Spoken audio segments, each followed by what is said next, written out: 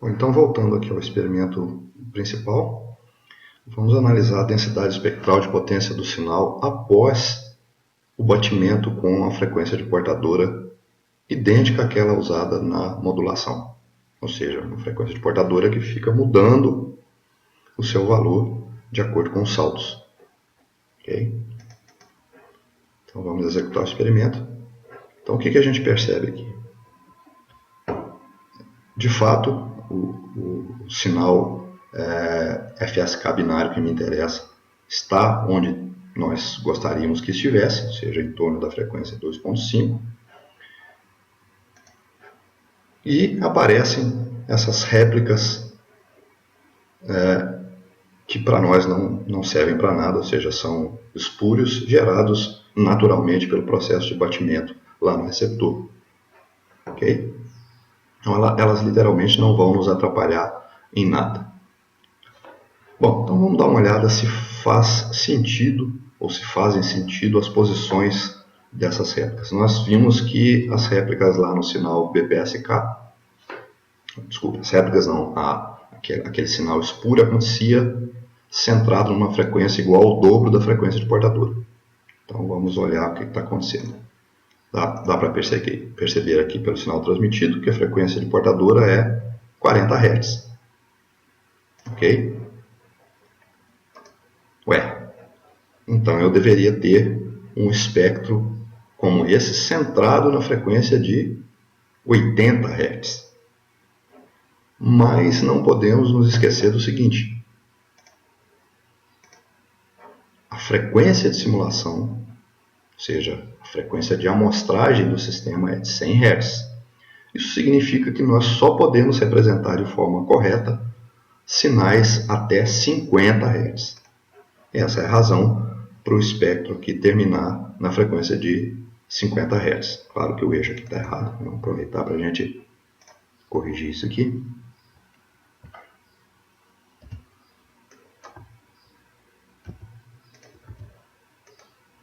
Tá aí. Então, o espectro termina aqui em 50 Hz. Então, não haveria como representar de fato um sinal centrado em 80, que seria o dobro da frequência de portadora 40. Ok, mas então por que apareceu esse espectro centrado em 20 Hz? Então eu vou deixar a resposta a essa pergunta como um desafio para vocês, mas eu vou dar a dica suficiente para vocês responderem.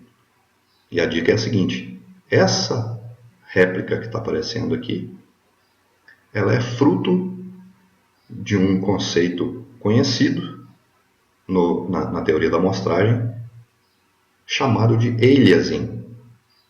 Ou seja, essa réplica está aparecendo aqui por causa de aliasing. E o que é o aliasing? Ou acontece, melhor dizendo, esse aliasing acontece quando a frequência de amostragem é inferior à máxima componente de frequência do sinal que se deseja analisar. Ok? Então, a dica fica aí para vocês responderem ou tentarem resolver esse desafio. Vamos rodar mais um pouco aqui.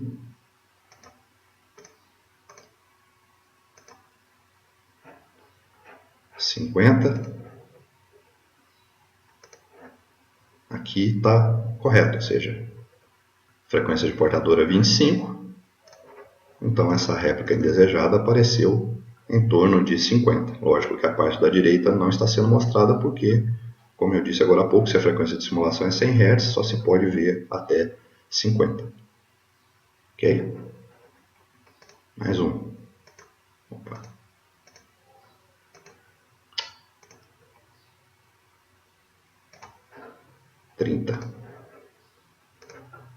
Mais uma vez, 15 Hz a frequência de portadora, 30 Hz a réplica. Ok? Então, sempre que a posição da réplica, teoricamente, tivesse que aparecer acima de 50 Hz, começam a aparecer outras réplicas em frequências diferentes por causa do aliasing.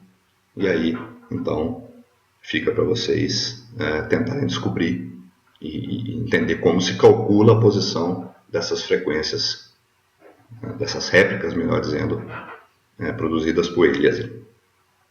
Ok? Muito bem, então, voltando ao problema específico do frequency hopping, da demodulação do sinal. Então agora eu tenho na entrada do demodulador FSK esse sinal, esse espectro. Okay? E esse espectro, então, está sendo aplicado ao demodulador, que é um demodulador FSK binário com detecção não coerente. Por que o uso da detecção não coerente?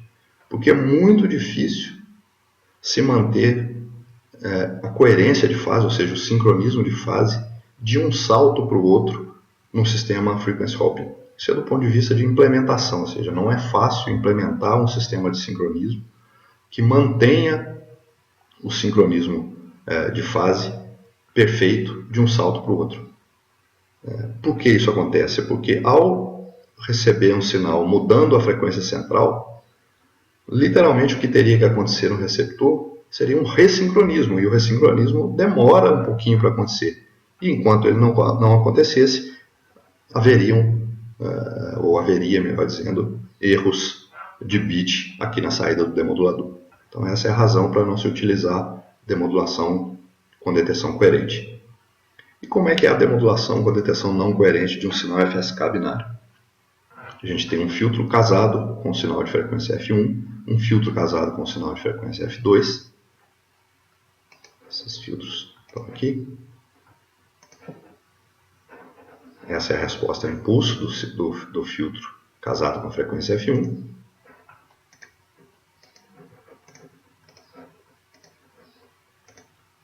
E essa é a resposta ao impulso do filtro casado com a frequência F2. Então dá para perceber que esse filtro está centrado, é um filtro passa-faixa, centrado em torno de 3 Hz. E o outro, obviamente, é um filtro passa-faixa, centrado em torno da frequência 2 Hz, que é a frequência do outro tom. Ok? Então, o que eu tenho nas saídas desses filtros? Vamos dar uma olhada aqui. Vou colocar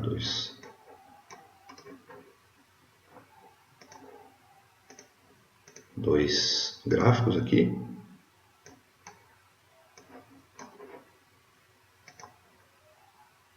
Vou dar um pouquinho e vamos ampliar essa forma de onda para a gente ver o que está acontecendo. Então tá aí.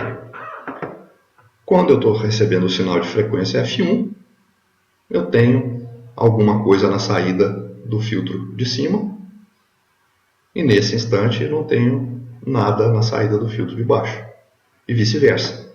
Quando eu estou recebendo alguma coisa de frequência F2, eu tenho algo na saída do filtro de baixo, e não tenho nada, ou quase nada, né, na saída do filtro de cima. Digo quase nada porque os filtros não são perfeitos. Vou ampliar mais um pouco aqui nessa região. Tá aí. Aqui eu tenho saída, porque o sinal que eu estou recebendo é de frequência F1. Então, no filtro de baixo não tem nada, ou quase nada. Ok, aqui eu não tenho nada, mas aqui eu tenho alguma coisa, porque o sinal recebido nesse momento é de frequência F2. Ok? E esses dois sinais passam por dois filtros que vão tentar extrair a envoltória desse sinal. Ou seja, a saída que eu gostaria de ter seria algo ligando os picos dessa forma de onda aqui. Essa seria a envoltória do sinal vermelho, assim como essa seria a envoltória do sinal azul. Vamos plotar uma delas aqui. Pegar do sinal, vamos até aqui, vou pegar do sinal vermelho.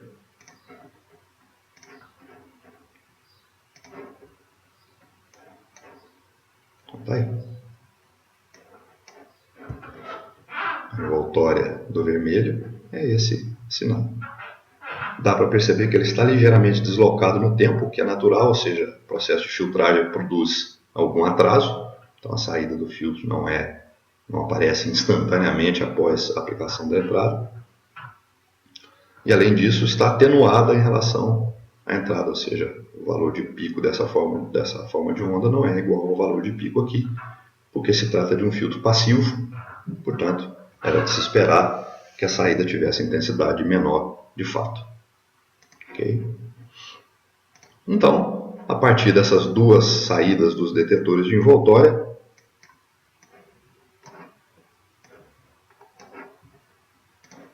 agora estão elas aqui juntas, se faz a recuperação da informação. E como que é feita a recuperação da informação? Eu estou subtraindo uma da outra, amostrando e comparando com zero. Ou seja, ao subtrair uma da outra e comparar com zero, nós estamos tentando verificar qual é a saída de maior valor. Então, por exemplo, quando eu subtraio esse valor desse, maior é esse, portanto maior que zero. Quando eu subtraio esse valor desse, dá menor que zero, ou seja, o valor maior é de fato esse. Então, com essa medida eu consigo recuperar a minha informação aqui na saída, ou seja, a sequência de bits transmitidos. Lógico, com erros ou não, dependendo se há interferência ou ruído. Ok? Muito bem. Então, esse experimento também é interessante porque ele ajuda a gente a revisitar conceitos importantes sobre a modulação FSK com detecção não coerente. Ok?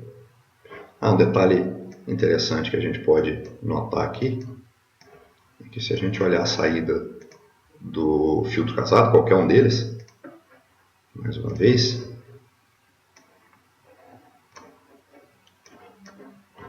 a gente percebe que a forma de onda, vamos olhar para essa aqui que está isolada, ela tem aquele aspecto triangular que nós vimos na teoria, ou seja, uma forma de onda que contém uma portadora, mas cuja envoltória é triangular, independente da fase do sinal transmitido, e daí a importância da detecção não coerente.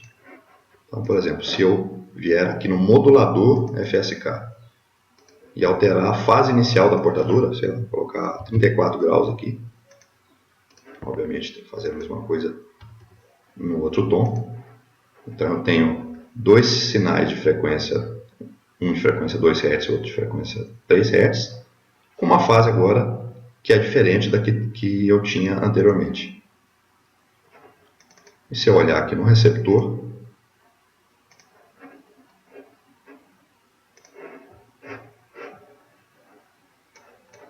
eu continuo tendo aquelas formas de onda com envoltória triangular, como eu tinha antes, e portanto eu consigo extrair essa envoltória. Percebo que esse sinal está vindo aqui na saída do filtro casado, e agora eu conectei um plot na saída do detetor de envoltória para a gente ver que tudo continua funcionando como antes. Está aí o detetor de envoltória funcionando perfeitamente, independente da fase, ou da diferença de fase, agora precisamente falando, entre a portadora de transmissão, ou as portadoras de transmissão, e as fases das respostas ao impulso dos filtros casados. Vejam que a fase inicial da resposta ao impulso desse filtro continua em zero, como antes, e a fase inicial da resposta ao impulso desse filtro continua também em zero. Portanto, o sistema utiliza a detecção não coerente e funciona de forma correta. Ok? Muito bem, os bits aqui de saída do demodulador FSK são comparados com os bits transmitidos internamente. Aqui eu tenho uma referência que vem lá do transmissor. E tem-se aqui uma medida de taxa de erro de bit. E ao mesmo tempo eu tenho um plot aqui de história de erros. O que esse plot faz? Ele vai registrando, conforme o tempo passa, os erros que vão acontecendo. Percebam que nessa situação a taxa de erro de bits é zero. E aqui eu tenho uma linha vermelha, não sei se todos conseguem perceber, uma linha vermelha no valor zero. Ou seja, historicamente, desde o instante zero, não está havendo nenhum erro. Agora nós vamos interagir com o experimento em outras situações.